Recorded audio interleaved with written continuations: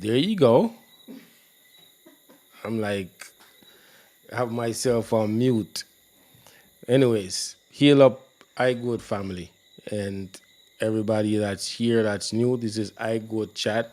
We talk about all things small ruminants and small farm operations and how to execute and be better and how to manage your little operation and get success out of it. We share information that we've learned, that we've experienced.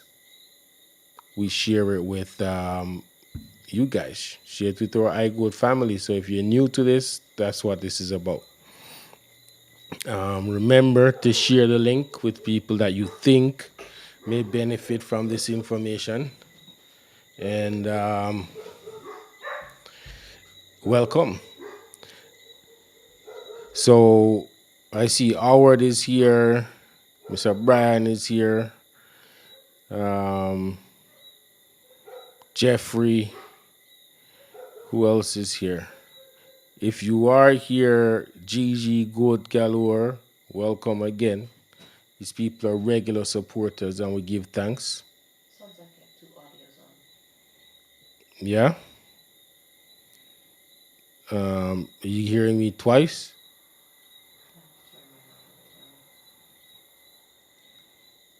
Don't know.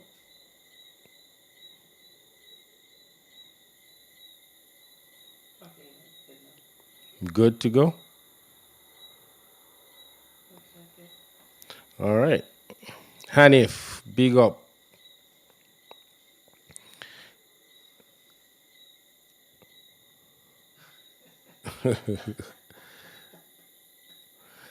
Howard that is running on two for him. Boy, Howard, I know we're good, but you know what I mean? Like, you ain't gonna get more information with the more sources that you log into. But we appreciate the love and the support. You know what I mean? Definitely appreciate it. Anyways, tonight we're gonna do something different. You guys tuned in last week. I did say last week and ask Mr. Henry, Hort Henry, to come on and talk about a different side of the business. You know what I mean? Protecting ourselves in the event there is an unfortunate situation. And he's gonna be here tonight. And as you can see, the name of the show tonight is Succession Planning. I really don't know what that means. Truly know what it means. Mr. Henry knows what it means.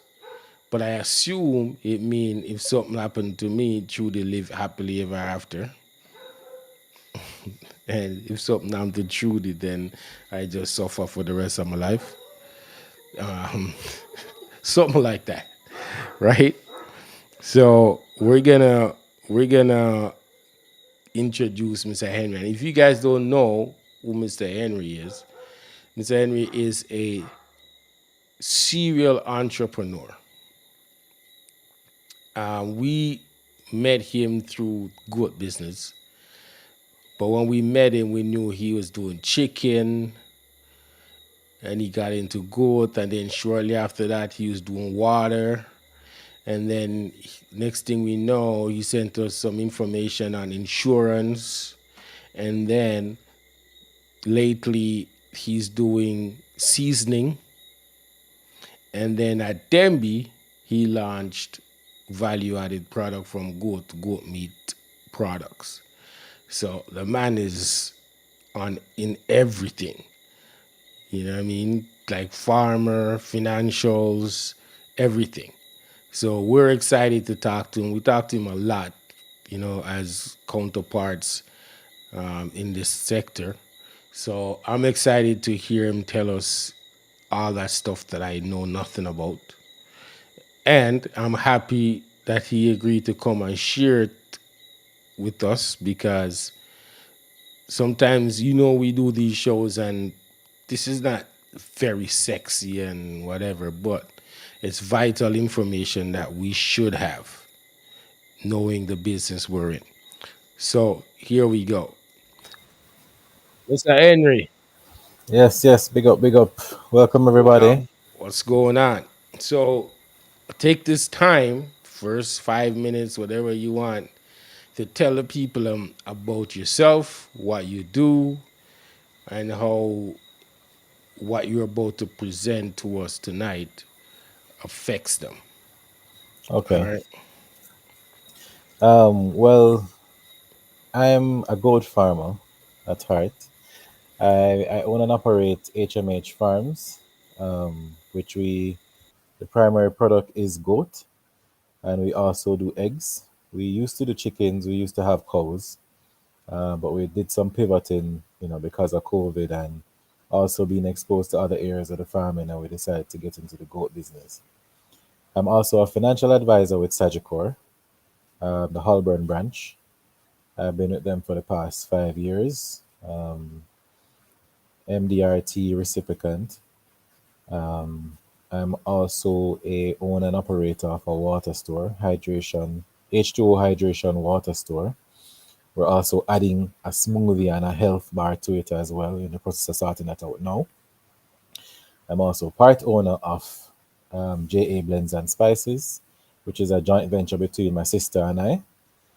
And I also have some shares in a dental business. Not a dentist, but I have some stake in that as well. And recently negotiating some stake in a vending machine business.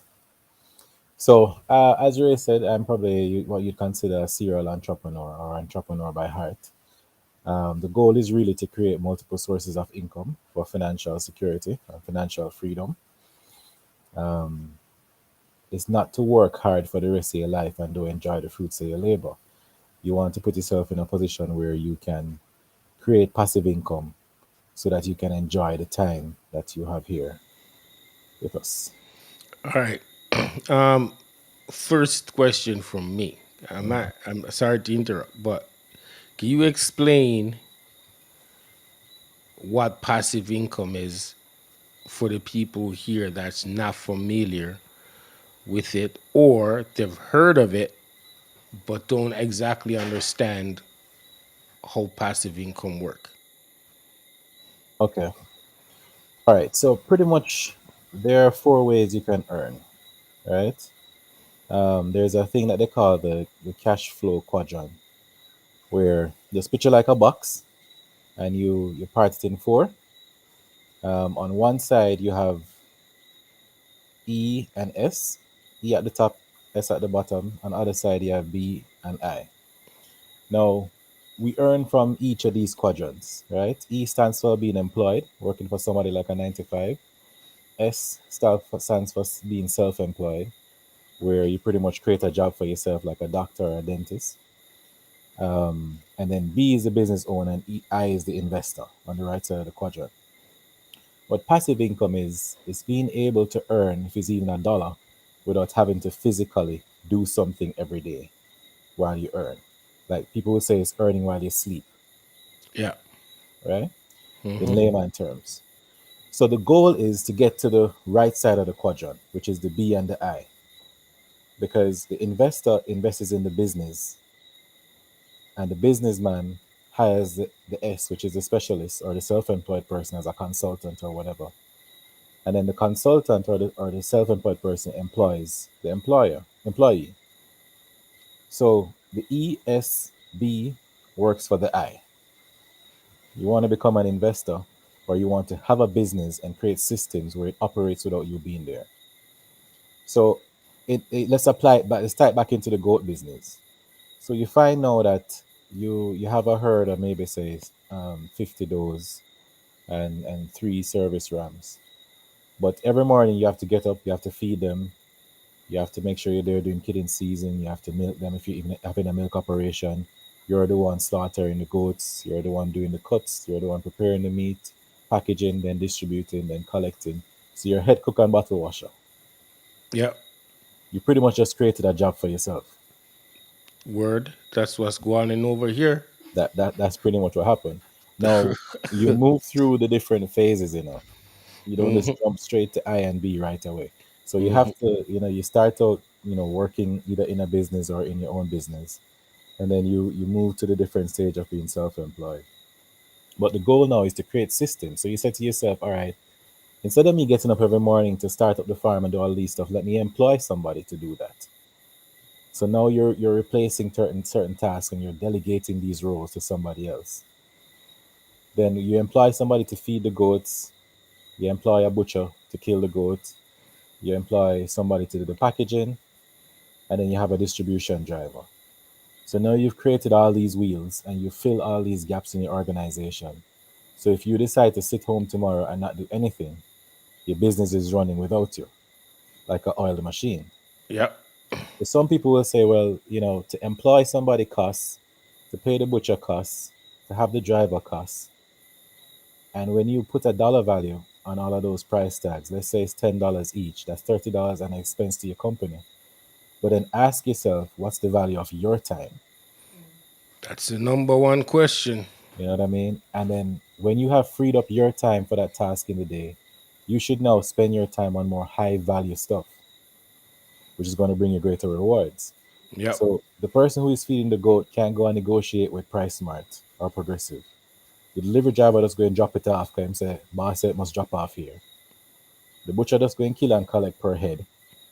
So now the onus is on you to say, all right, let me put on my suit and tie or whatever it is and go have a meeting with the hotel where I can get the highest value price for my product and cover my costs along the way by freeing up my time. Or you say, let me hire a sales rep to do that. And I can go and start another business, which creates another source of income. Yep. That's the conversation that I would like everybody to have. And we've been talking about this for 2 years about getting your business in order, putting things in place to free up your time so you can work on the business and not Not in in the the business. You know, like trust me, we have had so many instances here because of staffing where we're stuck working in the business. Like everybody know, last week I was stuck working in it. Mhm. Head cook and bottle wash, I do everything in it. When really and truly I had more high value things that I should be doing. Right. You know, no questions asked. I had a lot of things that I should be doing, but that day was spent working in the business for unseen circumstances, unfortunate circumstances.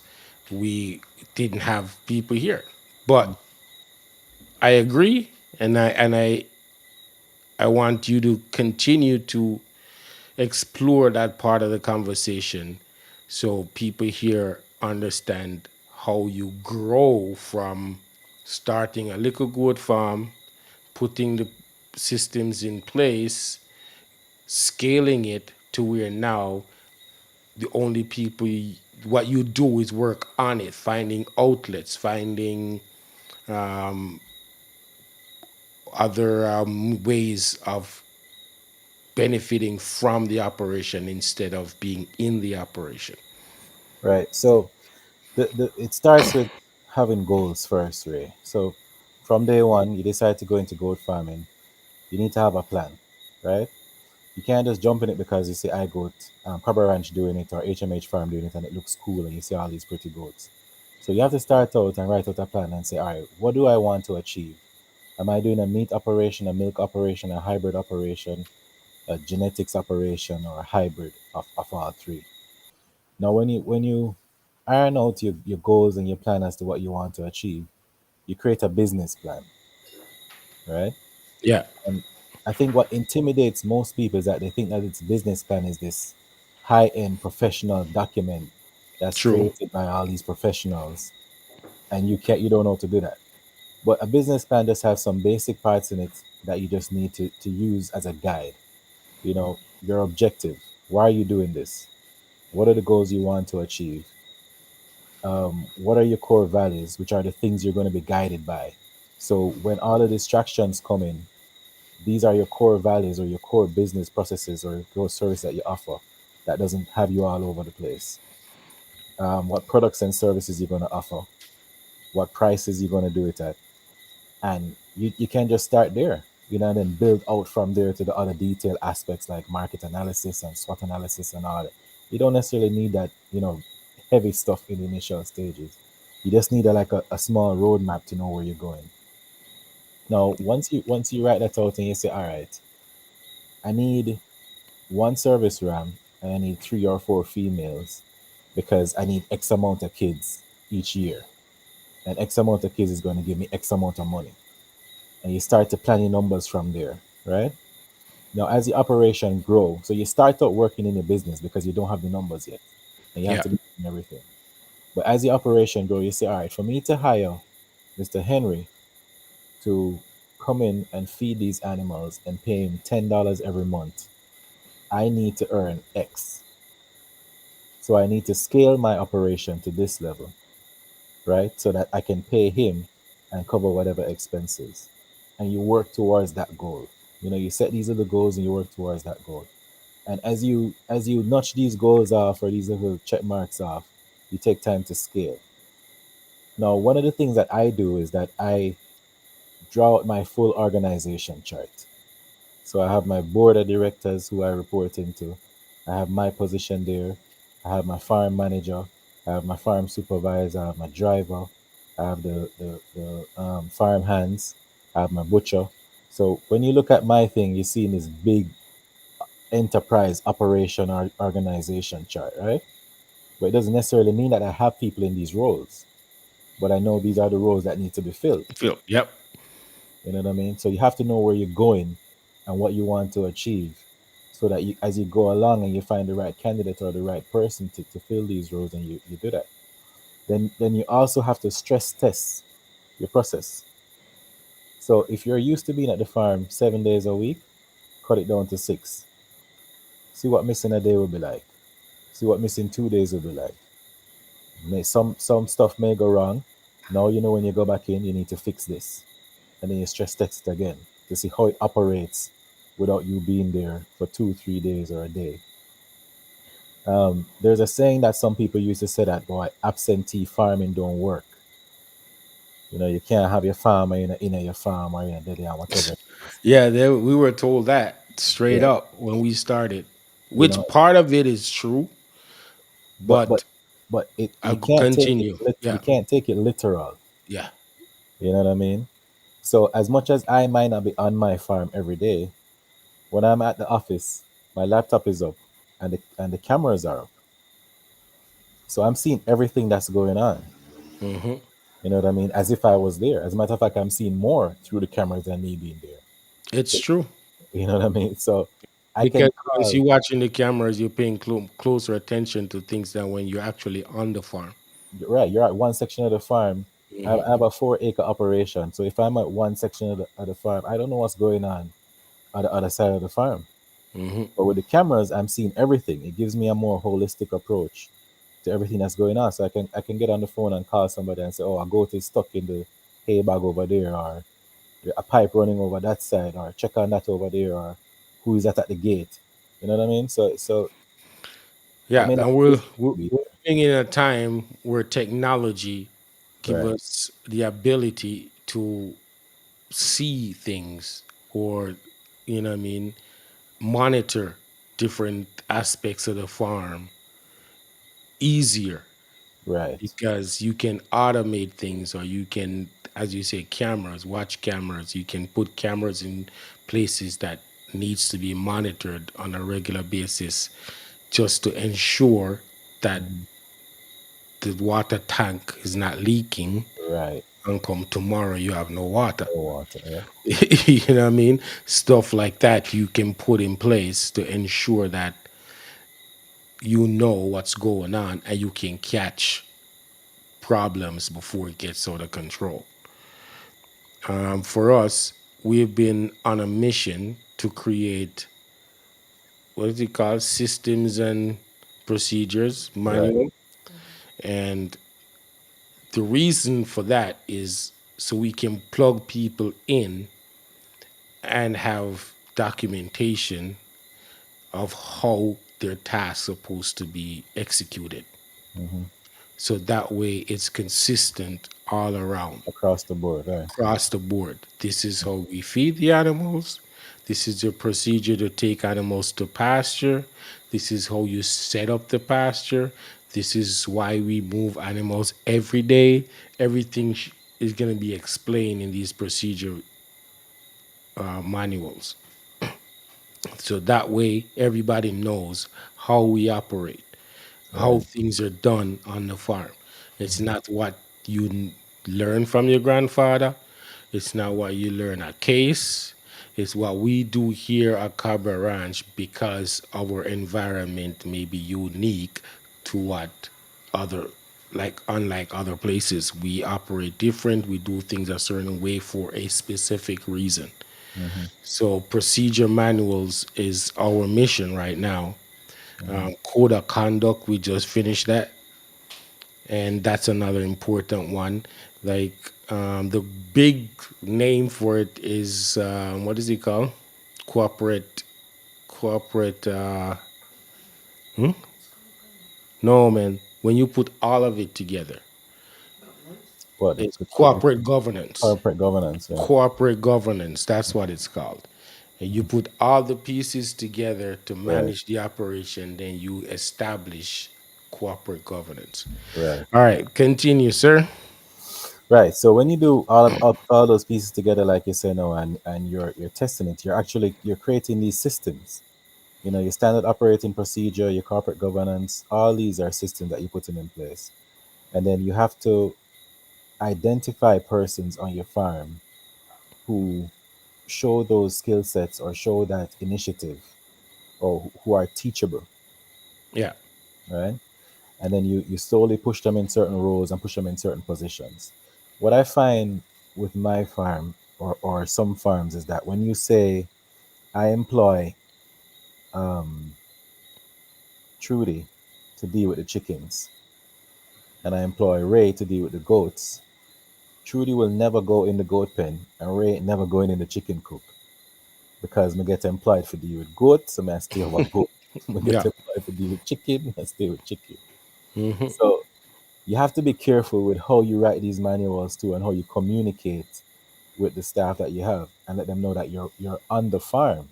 yeah. So Like it's a job whatever, description yeah, you know, it's upon whatever hiring, so they they know. know that you're working on a farm.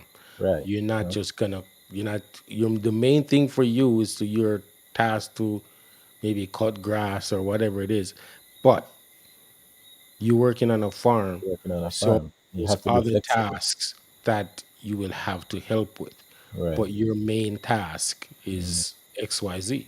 Yeah. Yeah, So you have to try and create that synergy as well, you know, with the staff that's there, you know, and breed an environment that is about teamwork, you know. Also, like Gavin just said, multitasking is key too, you know. So you have to show them. You have to really. I don't believe in multitask. Uh, uh, I believe in multifunction, not right, multitask, right, right, right. because I want people to focus on the task at hand Hmm. and not thinking they can do two of them at the same time. Right. So there really is a difference, Yes. and then you have to identify or sit with them and help them to identify prioritizing tasks. Yeah. You know what I mean? So if I need to pick up eggs at 10 o'clock, there's a reason eggs need to pick up at 10 o'clock Yep. versus you giving the goats grass at 10 o'clock. Yes. You know what I mean? The longer the eggs stay in there, they're gonna start cracking, and I'm gonna lose eggs. You know, so Hmm. you need to clear the area by that time. So also that too, going through this, it's really an ongoing process, It is. and what will happen over time is that you will have these one or two key persons on your farm who they've been with you long enough. They know what the procedure is like. They know what you're looking for, and it's easy for them to kind of transition into to a more supervisory role or a managerial role. And you have to take that chance to empower them as well too. You have to take that risk with them and empower them, and don't be afraid to point out or correct or gamble on an employee because you've invested time. You know what I Yeah. mean? Yeah. You invested time teaching them Right, how teaching your them all of these operation stuff. work, what's expected, and also they understand the culture that you're trying to establish. Right.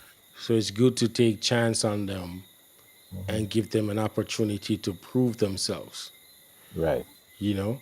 And then there's people who say quick to hire, quick to fire.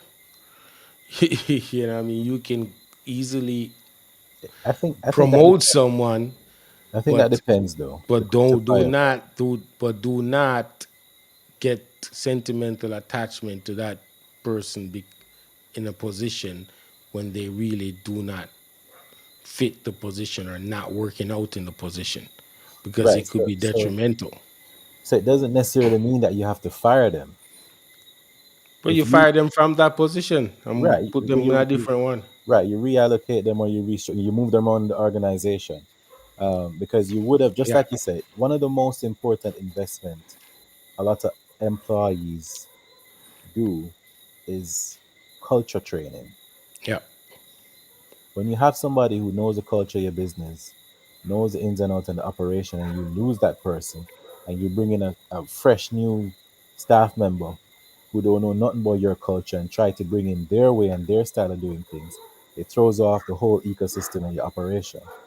Yeah. And what's the intangible loss is greater than if you just took the time to reshuffle in your organization. So you're looking at somebody who's going to come in now and try to change the mindset or the moral of the other employees there.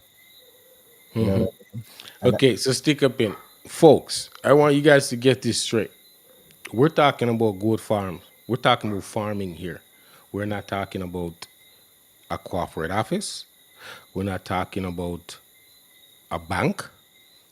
We're not talking about none of these things. We're talking about farming, mhm, small farming. And I want you to understand the level of conversation we're having. We are treating farming, goat farming, chicken farming, crop farm. We're treating it the same way the bank treat their environment, their work environment. mhm. So I And want that you that's the guys, approach you have yeah. to take.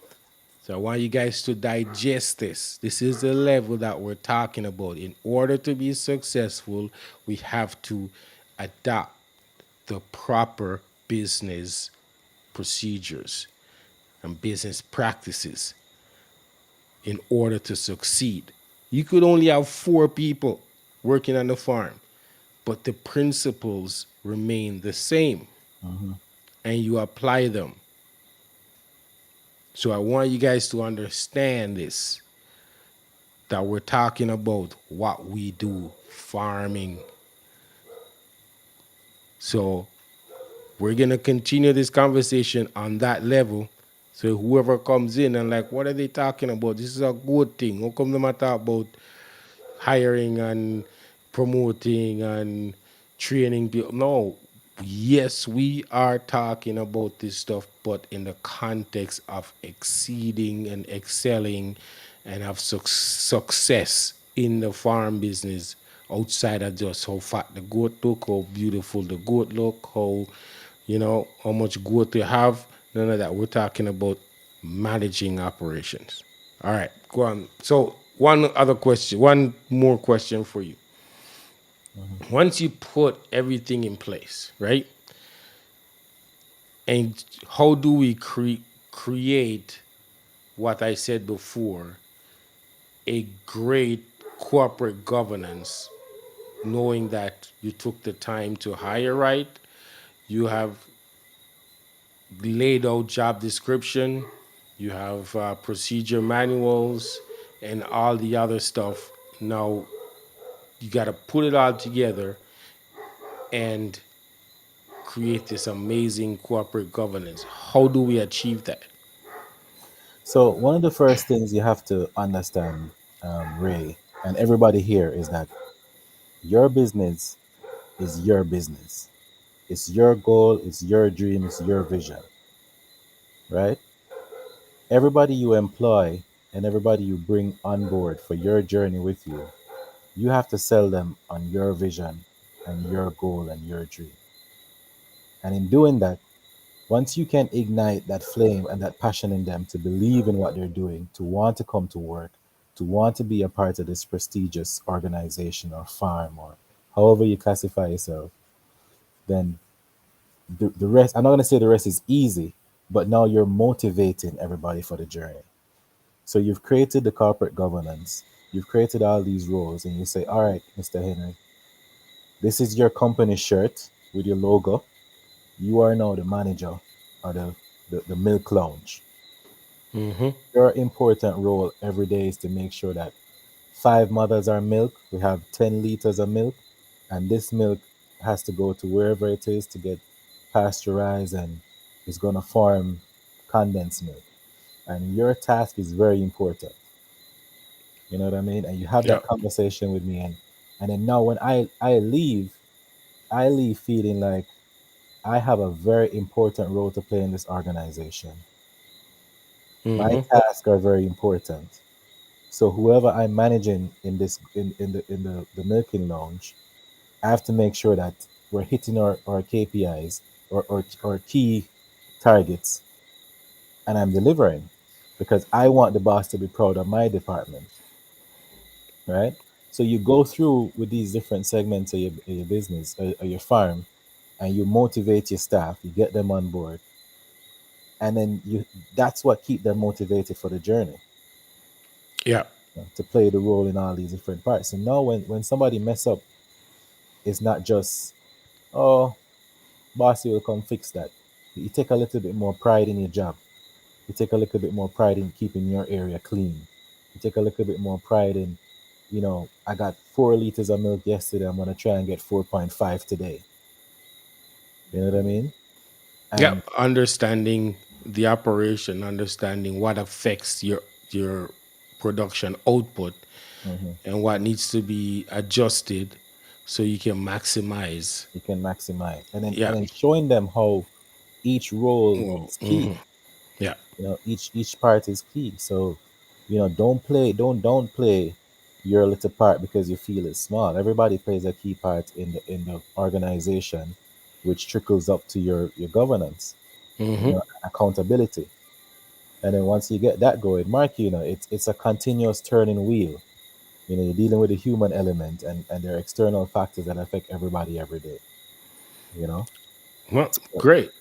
I'm hoping that people are taking this in and understanding where we're going with this and why we're having such a discussion, because that's the only way you can go from owning a little goat farm to actually having a goat operation. and it's You how know what I you see mean? yourself. It's how you see Yeah. yourself. Yeah. If you see yourself as a little goat farm or a little dirty farmer with your water boot and your clothes, then that's how people gonna see you. Exactly. You know what I mean? That's it. Yeah. You know what I mean? I remember telling my guy, I said, "Oh, we're gonna go I get him. Oh, you have to change your clothes." I'm like, "Why you changing?" Oh, him can't go I get and water boot. I had to tell him straight. I'm like, when I was a kid, the man that I see with the most money was the man that pull up in the old beat up Land Rover and then water boot at my grandmother's bar, and he has his pockets loaded with money. I have asked my grandmother, "Oh, this what him do?" And she told me he owns the plantation up the street. You know what I mean? But he didn't care about the water boot and them things because that's who he is. That's what he does. He has to be dressed accordingly because he's going out in the field. He needs to be able to jump in and do things, but in pocket loaded of money. He comes every Thursday. Come take him to drink when him a go pull money for payroll. Hmm. So how you identify yourself and be proud of what you do makes a big difference. Yeah, man. You can't Yeah, be afraid to let people yeah, know what you do. yeah. And I tell them, I'm like, yo, this is not your grandfather's farm. It ain't. It's not operating like that. So when somebody asks you where you work, don't tell them you work on a goat farm. Tell them that you work at Cabra Ranch. It's a goat, dairy goat operation, Hmm. and that makes a world of difference. Then them ask you what you do over there. You are a farm technician or a ranch technician. Should it a ranch technician or your operations manager? We don't have no farmhands over here. So you see, Ray, that what you just explained a while ago is the Yeah. conversation that you need to have. You understand? Because that's what builds the pride and passion in what you do. Yeah. That's what adds the prestige to where you work.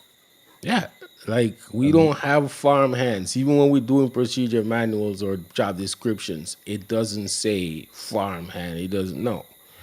Because first of all, some of these guys are so good at what they do on that level. I can't compete. mhm. You know what I mean? I may can instruct them to be more efficient time wise and stuff. But the way I see some man cut some grass and think that I can't do that. They got it down to a science. I'm like, yo, you're not just a farm hand, bro. You're like, you know what I mean? You're the grass harvesting guru. You know what I mean? Like, serious. You know what I mean? Like, the guys who were cutting grass to me, like, yesterday, the man called himself a grass chichi. I'm like, what does that mean? I'm like, yo, when I'm cutting grass, I cut grass and take that out like how chichi take out wood. I was like, oh.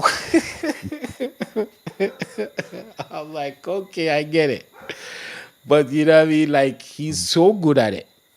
No, for me, it's like, okay, like you can't just call yourself a thing. You have to give yourself a more Man, you have to big up yourself, man. big up You have to yourself. Like, yo, that's speak what you life good into what at. you're doing. Yeah. That's what, yeah. So, yeah, I agree. All right, let's pivot to the succession plan. What is a All right. succession plan? So after you've created this corporate governance now, and you take the time to hire all these right people, and you grow your farm, you invest in machinery, you invest in equipment, you get all these fantastic deals with the hotels and the supermarkets and everything, and Yeah, and you sell now a brand to Grace Kennedy. you sell something to Grace Kennedy, and you're seeing commercials, you're seeing right up in the papers, all of this thing, and your name out there, your brand big. When you drive into your farm, it's something to be proud of. Now you have to ask yourself, what's the next step? Am I going to do this for the rest of my life? If I get sick tomorrow, can this business operate without me? Who are my key persons who I can leave in charge to act on my behalf, right? So what happens with succession planning is that it's a strategic and a systematic approach to looking at your organization and finding key persons in your organization to take over key goals and or key roles and key functions so your business continues even after you've passed, right? So you're also looking at creating generational wealth and a generational operation. What's that? So So hardcore. okay, yeah, we got a question. I like to address the question before we forget. Right. So, West Side Farm, Sanjay Wagwan. Um, s- how how about setting of goals, short terms, long term? What are some of them? I'll let you take that before I talk about our side of things. All right. So short-term goals and long-term goals all differ based on the type of operation or what you're trying to achieve. Um, Short-term goals are anywhere between a year, 1 to 5 year. Hmm. Long-term goals is anything between 5 to 10 years and longer. Now, the cycle I find with the goat business is that it's really 3 to 4 years before you start seeing the money from the business. Yeah, But between when that's you start correct. and breed up, the first 3 years, you're not seeing anything really. So a part of your short-term goal is to get your in setting goals could be to get your production numbers up, the amount of females you need, and then starting your breeding cycles to transition into your 5, 6, 7 year goals, which would be your revenue generation, your revenue expansion, and stuff like that.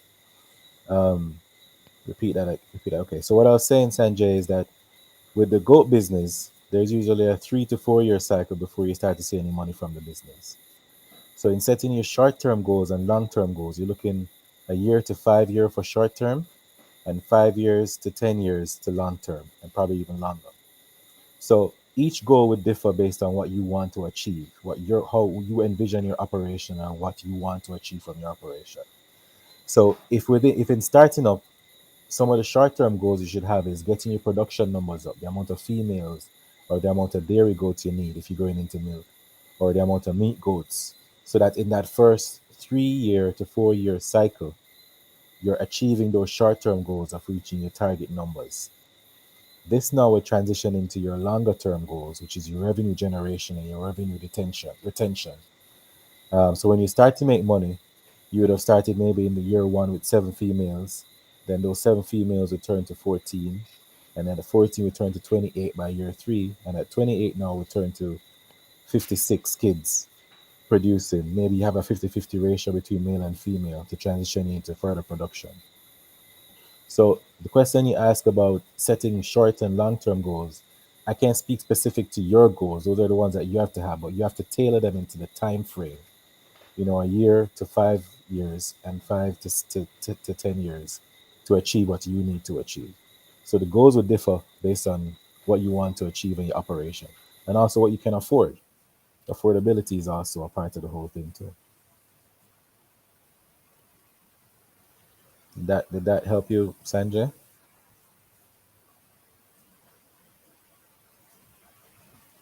No, no. Okay. Okay, so that's great insight because that's exactly how we planned out Cabo Ranch. We did a full analysis of when we think that we'll be in the black. When is the farm gonna be supporting itself Hmm. without us injecting funds? And really and truly, it was like the third year when we do the assessment, analyze everything. Third year, we're projected to for the farm to be flat. But then some of the things that we had in the plan didn't pan out. Hmm. So on the third year, we're like, yo, we need to pivot. And everybody should know what that is because all them foreigners was part of the pivot. If you think about the 2019 official start, 2020, 2021, 2022, we pivot. Uh, 2022 is a decision making when we say, yo, we got to pivot because it's not going to work with what we have. and I want to stick a pin there, Ray. So pivoting, when you set your goal, your short term goals, you have to go back and monitor your Yeah. goals and know when to pivot. So pivoting is also a part of planning, right? And you have to Yeah. know when something is working or something is not working. And the quicker you can identify when something is not working and switch and change it out, is the better it is for you in achieving the goals along the time frame. Yeah. Exactly. You have to you have to, as I said, we do a lot of record keeping, and you have to analyze and review all these things financially, production, what the animals are doing, everything you have to review. We do a review every year Hmm. and come up with our theme for the upcoming year of how we're going to operate, what are we going to focus on, what are the aspects of the operation that we need to improve on. We do it every year. So last year was when we're like, oh no, we have to change something.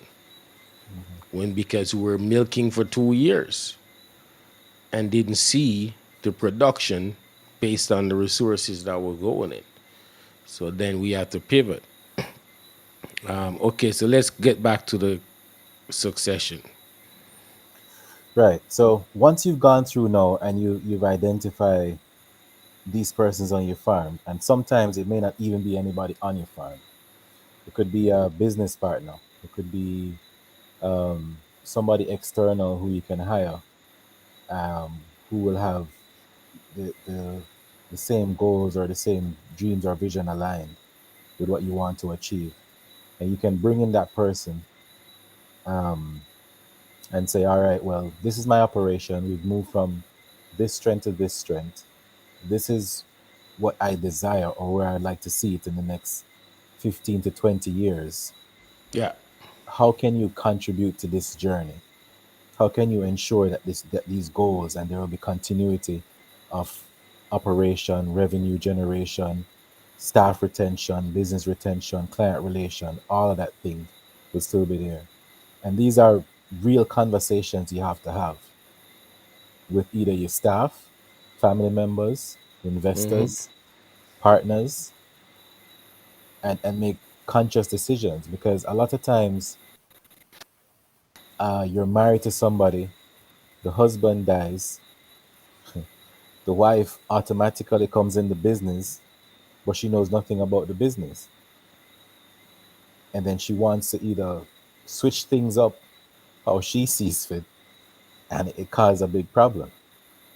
You know what I mean? Yeah. Um, and this kind of segues a little bit into one of the areas that we cover at Sagicor, which is keyman insurance. So, what keyman insurance does is that when you have a registered company like a LLC or a limited liability company, and you have these board of directors and these shareholders, there is agreements that you can put in place for first right of refusal. So if something happens to Mr. Henry and his shares or his equity in the company is valued at $10 million, the company, through the Keyman Insurance, is able to pay his family that 10 million and purchase back his shares for the company. So you're not having a shareholder on board, or a board member on board who is just there by default as a family member, who knows nothing about the operation and is disrupting the operation. Two, that person probably really not interested, and they just want to be paid off. They just want, whatever income that was being lost to be replaced with that loved one being gone. So keyman insurance is something that we all need to look at, especially in the goat farming business, because Ray knows how he does his operation at Cobra Ranch. Darren knows how he does his operation on his farm. And when he goes, or if he's gone, that negotiation skill, or those unspoken relationships that he has, dies with him too. So Yep. you will pull up at Hypro and get 2 ton of feed on credit because they know you. But then now when Mr. Henry pull up representing your farm, the person there never hear your name before. They don't know if you really are gonna pay the bill. Yep. And them keep asking when Mr. Ready. When Yeah, Mr. Ready. yeah, exactly. You know what I mean? I tell him for call with man, and we'll Mm-hmm. let it through or whatever. And these are something you really have to consider, and it's not just unique to farming or um, one specific type of business. It's you have key persons who play key roles in these business, and you have to put some form of value or succession planning in place for them as well too. Okay, so how do we go about creating or executing this succession plan? Like, do we need a lawyer? Do we need what do you call it? Government involvement or restructuring the business, like board directors and all them things. How do we do this? So let's look at it in different scenarios, right?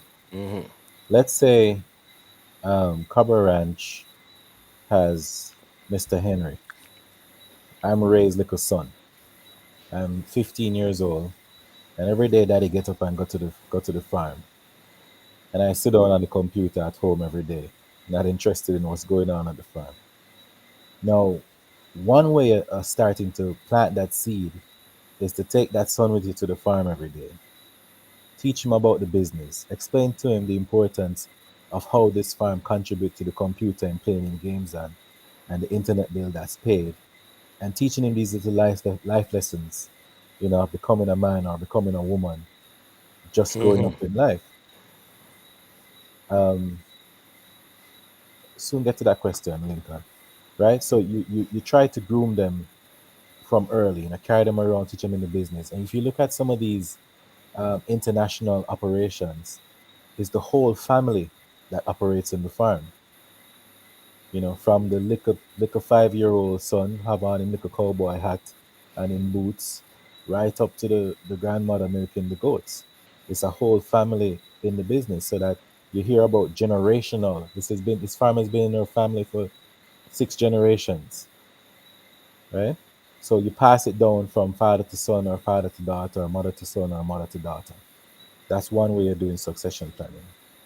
Another way of doing the succession planning is identifying a key person who's been in your farm, um, who's been in your farm for some time now. So again, Hort has been with us from the inception. He's 10, 15 years in. He knows the ins and outs of everything. How the whole farm operate. He has a passion for it. His goal one day is to operate a big farm and that sort of thing, right? So this person now, you bring them around on certain meetings. You introduce them to certain key people. You put them in certain value positions where it's a smoother transition if you're not there or if you're not around, right? And when you have a board in place or directors in place, then the standard operating procedure and all the governance that you put in place will continue to turn automatically without you being there. You follow Got me? it. Yeah. So Lincoln has this question about, is the Keyman insurance adjusted for inflation? Right. So you have the option to have it inflation linked or have it not inflation linked. Okay. Yeah. So if it's not inflation linked, let's say for argument's sake, you have a insurance for 350 million, and you're paying $150,000 a month. Your premium will remain at $150,000 a month until Wappy kill Philip if it's not Papi inflation kill linked. Philip. It's not Philip. Or Philip, yeah. um, if My it's not grandmother teach me that long time. if it's not inflation linked. If it's inflation linked now, then you can choose on the anniversary of the policy. You get a mail that gives you three options whether you want to increase it by 5%, 10%, 15%. And that usually is what helps you to keep it in line with inflation so that the time value of your money is still important 10, 15 years down the line. Okay, so this is a product that Sagicor sells. Right. So most insurance companies sell it. Sagicor, Guardian Life, the brokers, they all offer Keyman insurance. And there are many ways to go about it. So you can go about the actual procedure to get Keyman insurance is a little bit more detailed because you have to look at the value of your business, the true value of your business. You have to get your accountant involved. You have to do a valuation of your operation to see what's your forecasted revenue, You have to have audited financials. audited financials and all of that. Okay. So that's the more so you're getting a true representation of what the value is of your business. And then from that now you can see what percentage of that value do you contribute to the business or will be lost if you're gone. And then you Okay. determine the value of the insurance based on that. A simpler way to do it is just to take out life insurance for a high enough value that you'll assume will cover it. Okay. So that means I need to take out the life insurance one truly, And vice versa. and vice versa. Yeah. Oh, that's great information. And to be to be frank, your operation doesn't need to be a massive operation to do this, No, right? not at all. Not at all. One way to look at it is that you're going to insure your car, you insure your house. Why not insure your life? That's the most valuable asset you have. You know what I mean? And it's two ways to look at insurance. So there's living benefit, and then there's death benefit. Now, succession planning and insurance is not just about, oh, if I die, then what's going to happen to my farm? What if you get a stroke? What if you get cancer? What if you get a heart attack? What if you get a serious injury on the farm? Or what if you get a serious injury on the farm and you can't be able to carry out these key functions that you need to cover? Plus, let's say your farm is making $4 million every month, but now you have to take that 4 million to go pay medical bills. Why use your revenue from your business to cover these expenses when you can have a critical illness insurance for $50 million, $40 million that pays out directly to you to cover all of this stuff? Why spend your money when you can spend the insurance company money? Okay, so do you have a list of products, insurance products that you would suggest to farmers that like, yo, you maybe want to look into one or two of these Mhm. to for peace of mind? What would that be? What would be the All two right. things or three So products? the most basic product on the market right now, like the lowest hanging fruit that every farmer should explore, is the AgroCare, Sagicor AgroCare plan. So Sagicor created AgroCare insurance plan for the farmers where once you own and operate a farm and you're registered with RIDA, you can get health insurance, life insurance, critical illness insurance for a fraction of the cost because it's being covered across a group. Um, all you simply have to do is provide your ID, your RIDA number. There are like three options that you can choose from, and you pay quarterly, semi-annually, or annually. Um, the only drawback with those plans is that the maximum you can get for critical and life, I think, is 1.5 million. Um, so it helps to stop a gap. It's a start, right? Now, depending on your operation and the value and affordability, you want to look into more personalized plan. So we have non-medical plans and we have medical plans.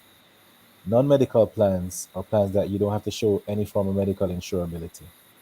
You come in, you provide your ID, TRN, proof of address, and you select a critical illness plan, which is Triple Protector, or a life insurance plan, which is Purple Shield, or a personal injury plan, Maximum Protector, or any one of those suites. Now, what Sagicor is saying is, I don't know if you're healthy or not. I don't know if why you come to me today is because you hear you're going dead tomorrow. But I'll give you the insurance, but you have to have a 6 month wait period before it kicks in.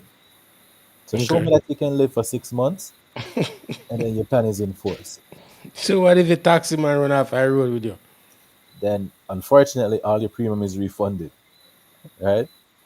So you just go into the hills and live up in the hills for 6 months. Yeah. And make sure say you don't drop out of a tree. I don't know, man. But I'm but just that but saying. that's the non-medical one, you know. Now, if you know, say you can pass a free medical, because we're gonna give you the medical for free. You know, you call your advisor and then schedule a time you come in. You come do your ECG, your SMA, your high blood pressure tests, your HIV tests, and everything, and you pass your medical, and we approve your plan. The very next day, you're covered. Okay. You understand? So today is the 2nd of September. You come in today and do everything. Mr. Henry, submit your stuff Monday. By Friday, the underwriter say, yeah, man, we're going to take on the risk. Friday evening, you're fully covered. And those Okay. coverage goes up to 100 million, 200 million, 300 million, Got it. right? Now, the thing about insurance is that insurance is more affordable the younger you are. The older you get is the more expensive it becomes and the more likeliness of something happening to you. So you're more of a risk.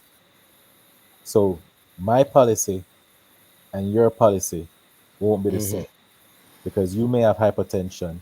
I may be good. No, I no, might man, be, I have no hypertension, Bridget. I yeah, have a little back problem. I might be overweight and you're slim and trim. You know what I mean? So there are different factors that can affect it. But what I'd encourage everybody to do is have the conversation, find out where you can get, and just work it on a budget. I don't think no farmer should say that they can't afford insurance. You know why? Well, yeah, yeah, they can if No. they're Let me tell okay. you Go why. ahead. You're going to buy a goat for anywhere between $50,000 to $400,000. Yeah? True. You're going to buy, if you're the chicken, you're going to buy one layer for $1,600 from Hyper. Right? And like I'm going to use my farm as an example. So to feed my layers every day is $21,000 every day. Yeah. And when I initially get my birds, it was 1,000 birds. But then bird dead, whether through heat stroke, whether through whatever it is. No, you have your record keeping and you keep track of how much dead every day and you count down or whatever it is, right? But then you still have to find that $21,000 every day to feed them chicken here. True. So why I can't put on $1,000 every day to insure myself? Yeah, it makes sense.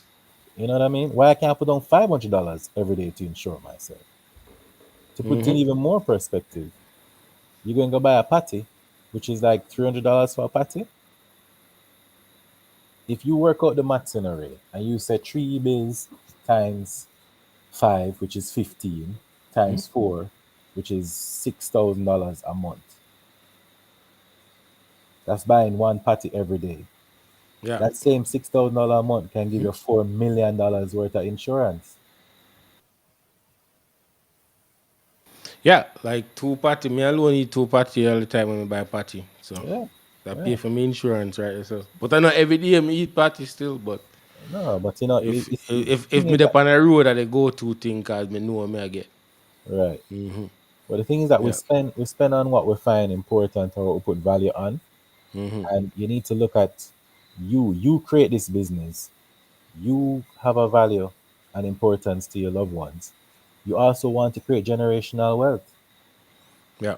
That's the You know, key right there. when I started in insurance, somebody said to me that, say the rich people insure them children from as young as 7, 8 years old. And the conversation in the office was, why they do that? Why 7, 8 year old pitney, whatever it is. Now the concept is this: if I insure my child Ray, who is 7, and give him a $50 million policy, 7 year old youth have a $50 million policy, and I'm paying, because he's so young, I'm paying $1,000 a month for that policy, right? Yeah. Now that policy forms his network, his net worth. So now when I'm filling out a paper and them say, what's your net worth? Your life insurance forms a part of your net worth. That 7 year old youth value $50 million, and he's paying $1,000 for that. Now when he reach big man level, now he reach 25 years old, his policy was inflation linked, as Lincoln mentioned before. So each year his father is adding another 10%, which is another $100 to the $1,000 every year. So that 50 million now grow to 150 million, and he's paying now $3,000, $4,000 for the same policy. Versus his brethren, who is now 25, want to take out $150 million policy and have to go pay $15,000. Yeah. But the concept that they do now is that when he's 25 and decides to go start a business or take over the family business, and he goes into a bank and say, I need to borrow $150 million to expand my father's business, or to expand Cabra Ranch, or to expand this farm. And they say, all right, well, what's the collateral? What you have to show. And him carry this policy to them and say, see my life insurance here, if anything happened to me, this can cover the loan you're going to give me. Yeah, but how many bank is going to take life insurance as a collateral? So not as collateral, So right now, every insurance you take out, every loan you take out, you have to have insurance. So that they try to sell you their insurance on Yeah. on the spot, Yeah. Yeah. which you, A debt right, which you're insurance. Yeah. paying for at that present state in time, at that age. which is more expensive than you assigning your policy that you had before to it. Yeah. So you can assign your policy for the 10 year of the loan and then take it back out when you're done. So Trudy wants to know, can you have keyman insurance if your farm isn't registered as a business? No, you can't. There you go, folks. Make sure your farm is registered as a business. Make sure you set it straight. We've been talking about this for 2 years. So I'm not expect nobody in this group, unless you're new to this, to tell me say you're not. You don't have your business registered or you're self-registered operating as a business. There's no excuse. So, and let me just echo that sentiment, guys. There is no harm in registering your business. You go down to company's office.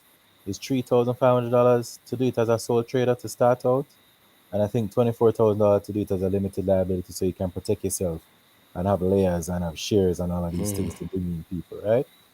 But you have to make yourself bankable. You Yep. have to structure yourself so that when you go to these corporations for a grant, for support, for help, for mentorship, you come into them with something to show them that you even believe in what you're doing. It's not a hustle, it's not a fly by night thing. Yeah. You took the time You took the to time to go structure. register, structure it. You're serious about it. Yeah. Yeah. And then the next thing too is once you've done all of that, there are so many options, there's so many grants, there's so many programs out there for you to capitalize on. And they'll tell you, okay, when was your business registered? Has to have to be registered for at least a year. And you kick yourself because you're saying, but man, I do my farm from 2010. Yeah. And Cabaran and iGoat chat been telling y'all since 2020 that you should register it. You should register your farm, register yourself as a business, and get your business, your paperwork straight. So when opportunity knock on the door, you can open it and say, "See it them straight." Yeah. You Yeah, have to put yourself in a position so that when the opportunity come, you can capitalize on it. yeah. And And we've then been saying this. you can't worry, say, all right, I'm gonna register now, so I have to start pay tax. When I want the tax man come knock me up. Yeah, yeah. That's the biggest fear actually. And we did have the lady on from Right. the tax office that says there's no such thing. No such thing. You Because know you what I pay mean? tax on profit. Yeah, Right? If your business yeah. not making a profit, You don't pay taxes. 25% of zero is zero. Yeah, That's just the reality. And if your business is making a profit and you're paying 25% or whatever it is, the onus now is on you to make sure you capitalize on the grant, on the import waivers, on the deferred tax charges. There's so many things out there you can capitalize on that offset, that shadows the 25% you're paying. yeah. If you're gonna operate as a business, then you need to start thinking Yeah. the way business people think. You need to start encircling yourself with people who understand the system. You know what I mean? And when I way back when months ago, when I said, "Yo, I'm not even thinking about being in goat business anymore," it's because of this reason that I gotta start thinking about the business side of things. How do I scale it? What access do I have to stronger influence, brain power, people who understand the system better than I do, people who are smarter at executing business strategies than I do. Those are the people I need to tap into because no disrespect to the sector, but from my experience, we're all in this barrel. We're all in this barrel. And it's about time somebody step out of the barrel and say, yo, since the crab in a barrel mentality, all right, I'm going to leave one foot in that barrel so they can hold on upon it and I'm going to pull it out once me find somebody up there. Mhm. Once me find the link, once me find somebody who have the knowledge and say, yo, this is how to go about it, I'm going to leave one foot for no drag on and I'm pulling out of the barrel. Mhm. You know what I'm saying? That is I'm making fun of this, but real talk is that we have to think like that. We have to get out of just talking about the same stuff, Yeah, man. And doing the same stuff. it's just how you present yourself, how you look at your Yeah. business, really. Because when you look at, I think I was talking to you at Denver the other day about the JSIF has this program called the Ready to program. Yeah. And when I go to them and I'm like, all right, well, I want to tap into, it's what it is that they give you 250,000 up to 250,000 US dollars grants, Yeah. right? Grants, free money enough to pay back, right? To create a supply chain and a value added chain that create jobs and opportunity for the community and all of that stuff. And I go to them and I say, all right, well, I'm interested in this. Let's get the ball rolling and then help me write the program. And they're going to tell me, no, it's not necessarily for you, it's for the liquor man. But the problem with the liquor man is that the liquor man not registered, Yep. him not structured, him no want to work with nobody else. He want to stay away in a film liquor section and the film liquor thing and walk 3 mile with him goat and walk 3 mile with him goat come back to feed. You know what I mean? But if Yeah. we can come together and say, all right, we could identify 10 small farmers, farmer corp, create this value chain. So you, the 10 guys, you're going to harvest your goats X amount of time or whatever it is. Supply Mr. Henry with the meat. Me I go do my goat meat burger and my other value added product. Joseph say, all right, I like this structure. Here is 250,000. Of that 250,000 now, you have to make sure say each man get 25,000 US or whatever it is that they need to build up them structure, put in them pasture management, buy them equipment, build them abattoir, do whatever it is. So their operation is running and functioning so that they can consistently commit to their MOU. Yeah. You understand? So them give me the money and me I go pass on the free money to you so that you can build up your enterprise. And it's not limited to the fact that now Sanjay, who is a part of my corp, can say, all right, me I go splinter off and create another corp with some other man down on Mandeville side.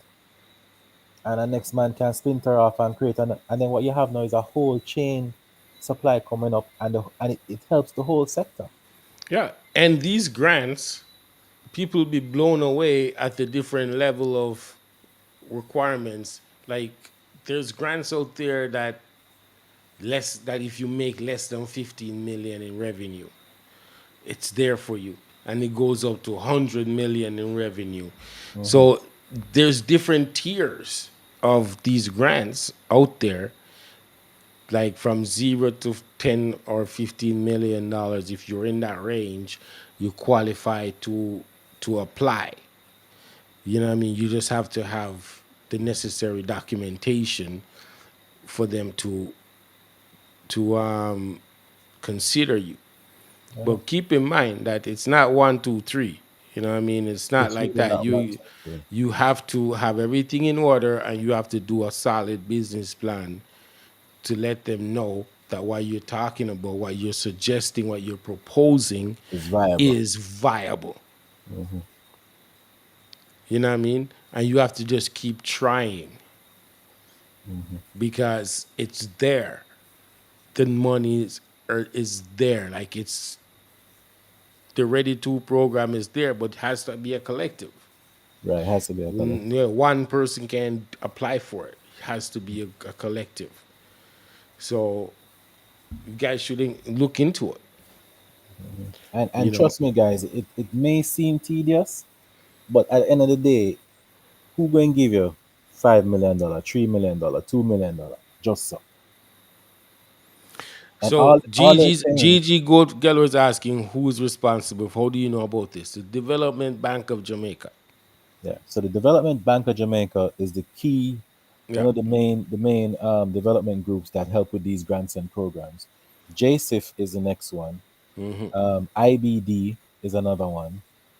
IBF is also another one. So just make a And they note of those. and these organizations have these middle people. What they call them? the business development Yeah, these people interface. help you and coach you through the application process, and that's how they get paid. Is to and ensure that successful applications are done for these grants, and it's free and it's free. You just need to commit yourself and your time. time Yeah, the to it. only thing you're spending is time.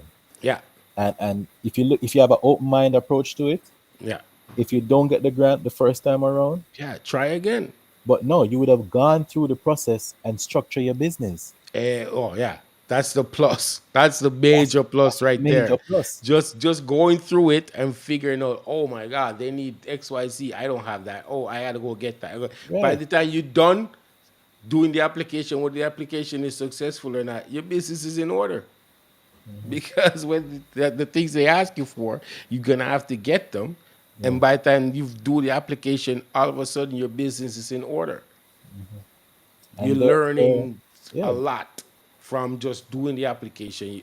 Like it's crazy how many things they have in these documentation that they say you need to submit, and you're like, oh, I never thought of that. I didn't think Right. that's important. Just going through the exercise open Yeah, up a lot of things to you. yeah. A lot of things. So you guys should really seriously look into it. And I preach this all the time for us, the goat sector, because I said this before.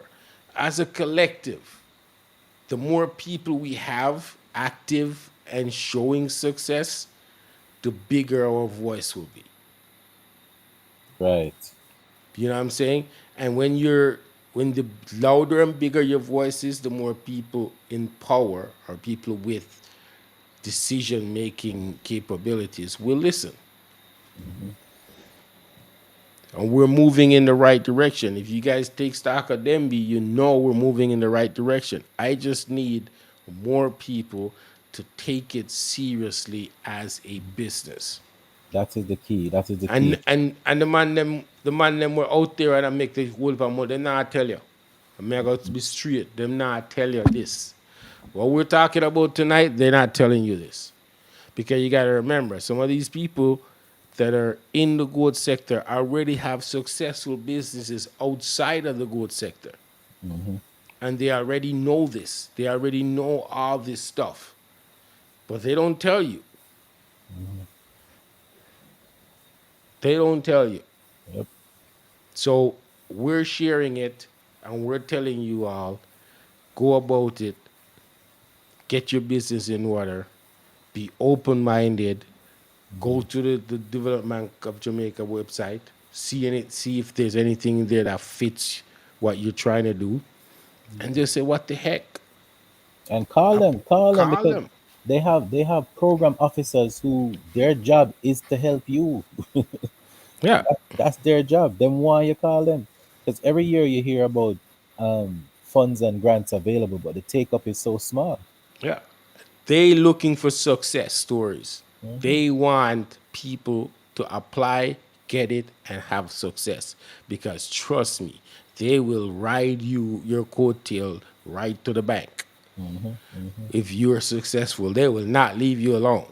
And it helps Because them too because the and we more can grants approved is the more money they get. the more money they get because their program is a success. Yeah. So yeah. Okay. Anything else, Mr. Henry, before we wrap this up? Anything else you want to share with the folks? Really, the key thing, guys, is what kind of prompted me to come on this session is the fragility of life, right? We go about our day to day life every day, and the little things we take for granted. I lost a friend of mine last week to a random incident that could have happened to anybody, anywhere, right? And it made me really sit down and look at it and say, boy, I could have gone to the feed store, to the farm store to get order feed and walk in and say, oh, give me 2 ton of feed. And because somebody was there before me, they feel offended and we get into an argument. And then you hear say Mr. Henry get shot, and that's it. So now I'm looking at it and say, okay, if I'm gone, what happens to my businesses? Because it's not just farm, it's several other business. So I have to, it made me now start to tighten up and look at what succession plan I have in place. You know what I mean? And that's just from loss of life. It made me also now look at, say, you stress out sometime, go to have mastitis, go to have barpole worm, you bleach 5 months span a mating what you do, and the kid them dead at birth. And you stress out, your stress level goes up, you drive out to your farm, you get a heart attack, you get a stroke. What next? So if you're gonna invest so heavily in this business, you have to also invest in yourself. You have to also protect yourself and put things in place for yourself. And like Ray always preach, is a business. So you have to look at it holistically. The business have to pay for you. The business pay for your insurance and you write it off as an expense. So it Yep. not really coming out of your pocket, is the business paying for it. You know what I mean? Um, Okay, we got a couple questions. okay.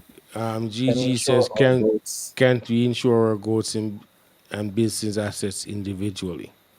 All right. So I don't know of any insurance company now, and that's something that from the inception of iGoat, I think Ray has been trying to get one to commit to, who would actually insure your goats, insure your livestock. Yeah. You can insure equipment, machinery, you can insure your building, but they won't insure your livestock. And the reason they won't insure your livestock is because of the level of risk and the level of what's the word I'm looking for? Pretty Risk, larceny. cradle larceny, and Yeah. also honesty from the farmer. Yeah. Yeah. You know what I mean? You have 10 goats and you're gonna report to them get stolen when it's you thief your own goat then to collect insurance. You know what I mean? So they tend to shy away from that. Okay. And then Frederick wants to know, would you be able to provide insight to persons looking to get insurance coverage? Yeah, I can share my information, Frederick. My number is 876-505-0707. So we can have a one-on-one session if you want. I also had my proposal screen up in case we had time and anybody want to have an idea of what their coverage would look like. But you can reach out to me personally, and we can have a one-on-one. My approach with my clients is it's not a one shoes fit all. I'm not trying to take all the money on the table. I work with your budget. So I sit down with you and we do a mini budget planning to see what your income is, what your expenses are, what your disposable income is, what your medium, short term, long term goals are, and then how best I can help you in achieving these with whatever products we have through Sagicor. And the truth is, if you can't afford it, I'm gonna tell you say you can't afford it. But now I gotta try squeeze lime out of stone because insurance is the first thing everybody start paying when they have a financial crunch. Got it. Any other questions for Mr. Henry?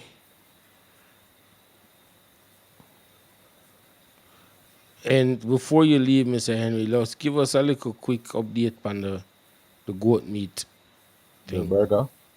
All right, guys. So, um, the goat burger concept is really buzzing and firing. I'm having people pulling up to the farm randomly, asking me him come for buy goat burger. Truth is, we did the sampling and everything at Dembe to get some feedback for tweaking, and I went into it thinking that there would be a lot of things I'd have to fix. So I'd have to really have to go back to the drawing board, and but the only two um, constructive criticism I've gotten is structured around the one of the processes that we do and our packaging in terms of being vacuum sealing the bags. Outside of that, it's great reviews and everything. But because it's been meat, there are some health safety things that we have to make sure is in place first, and some license we have to get through bureau standards and health department and all that stuff before we can roll out to the general public. Um, we also have to sort out proper distribution channels in terms of how you're going to roll out, what stage, what's the best strategy. Truth is, although there's a buzz and positivity around it, Jamaica people unforgiving, and you don't want one bad experience, and you're gonna get True. viral over Twitter and Facebook and Instagram and everything, and then your brand gets shut and everything just tumble down. Yeah. So Make sure all the T's are crossed and the I's are dotted. You know what I yeah, so mean? Don't we're rush taking it. our Don't time. rush it. Yeah, we're taking our You time know what I with that. mean? But I got to tell you, I am very, very, very proud, bro. Very proud. Like, and it was a blessing and so much fun to be beside you at Denby. We had so much fun. Yeah, man, it Like people, if was. they stop at us first, then they gotta go next to you. If they come to Yeah. you, they gotta come over to us. And it was so much fun to know that yo, two goat farm people, right there, so. And we're doing our thing, different take on value added. Hmm. You know what I mean? It was fun, and I'm very proud of you. Cause enough people just don't really the stuff we've been talking about just starting it, Hmm. just actually start it. Yeah. Figure out how to start it, and you took it and run with it and start. You don't. I'm pretty sure right now you don't even have a dozen patties, No, burgers in your fridge, right? the tree. Yeah, it's what I'm saying. But you started. You were at Yeah. Denby. You show people what the Hmm. potential is. Hmm. You know what I mean? And that's what we're talking about. And then you can build on it from there. So Right. maximum respect, bro. Yeah, man, Maximum appreciate it, man. respect. And Appreciate it. we're here to support you. Here to you can come back next time when you're ready for lunch and have it, everything on display for you. And you can have the whole show for take we talk about your burgers. We may do it live where you can cook some burger Cook and we some can burger. eat. So I'm Yeah, gonna man, say I even come down to the farm. yeah, man. Like, trust Yeah. me. That's why I say Trudy's dancing over there because that's what she's about. She's Yeah. like, yo, yeah, that's what she's about. So, Yeah, thank man. you for showing up tonight. Thank you for being here. Thank you for sharing your knowledge. You know, you're like, your family. So, Yeah, yeah. you know what I mean? Appreciate it. Everybody in here already know who you are. You're in the thing every week. So, people, I just want, on behalf of everybody that's here, I want to thank you for taking your time to do this. And we will see you guys next week. Yeah, man. And everybody in here, I hope you guys digest this information. This is not the sexy pasa stuff. Hmm. And I say it all the time. Anytime we're talking about really valuable stuff, the attendance is low. Trust Hmm. me, I notice this because people don't want to hear about. I don't think they don't want to, or maybe they find it to be boring. But this is the information that makes a difference. Yeah, man. You see, it's a lot of the back end stuff. It's not the funny, fluffy, pretty Yeah, show off thing, but yeah, it's setting the foundation so that when you exactly. start to build up, you can reach the heights you want to reach. Yes, and your son and your foundation will be It'll solid. be solid, yeah, man. Yeah, Yeah. man. So this is the stuff that we're trying to make a difference with. We're trying to get people. If 5 people from tonight or 3 people from tonight get up Monday morning and say, "Yo, I'm gonna register. I'm gonna get my TCC. I'm gonna do whatever." It's a step in the right direction. Yeah, And man. lots of farmers in here that we know, we see them every day. And one day, I'm gonna ask you, "Yo, did you register? Did you So I'm make gonna get sure around you're to do it tax yet. compliant?" So I'm gonna get around to do it yet. So I'm gonna do Yeah, it next week. yeah. Guys, just do it. Just Just do do it. it. Let me tell you, Trust man, me. the process is harder in your mind than it is in reality. Exactly. Just do it, It's just and the once you start, commitment of your yeah, time that's go. needed. And let me tell you something. So when you get that certificate from company's office, that sense of pride you get when you see your company name on it Yes. The gives seal, you, yeah, the seal. It the gives you a sense of certificate. pride. Like, trust me, you're gonna feel like, oh yeah, I accomplished something. Hmm. I like this is I actually have a tangible piece of paper Right. that says, yo, I'm gonna own a business, Hmm. a legit business. You know what I mean? We're not just raise goat and sell goat. I have a business that I can actually start building something from. Yeah, man. Yeah. All right. Well, that's it for us tonight. Yeah, And big up everybody. Thanks for having me, guys. yeah, man. And we'll talk soon, Mr. Henry. Everybody, take care. Enjoy the rest of the weekend. And have a blessed Sunday tomorrow. And we'll see you guys next week. All right? Peace out. All right, give thanks.